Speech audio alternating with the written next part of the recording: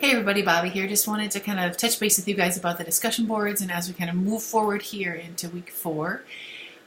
Just some things that I'm seeing on the discussion boards that we seem to be communicating about every week in emails and on the announcements, and it's just not making kind of some clicking. You guys aren't following the feedback.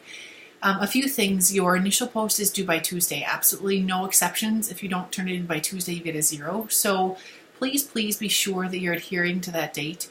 The reason it's so set in stone is so that your fellow classmates are able to then respond to your posts. You're able to start working on your written assignments, and you're really diving into each week's material within the first 2 days of the learning plan.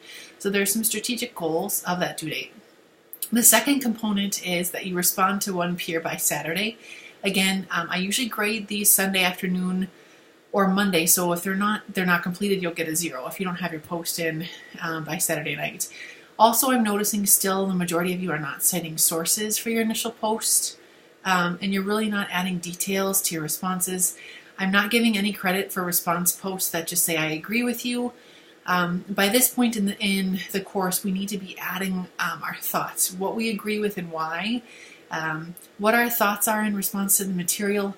Ideally, your initial post should be several paragraphs, really just explaining your thoughts as to how you've come to the conclusion and why, and where your thoughts are at, and being able to cite that with sources. So I just want to make sure that you guys are aware of kind of the grading rubric in a little bit more depth.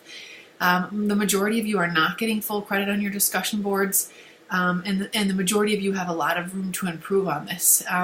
Remembering that the discussion boards take place of what we do in class. So it's really important that you are using the discussion boards like you would communicate in the classroom, using professional language and interacting accordingly. Otherwise, it's hard to kind of get that in-class feel if you aren't on the discussion boards.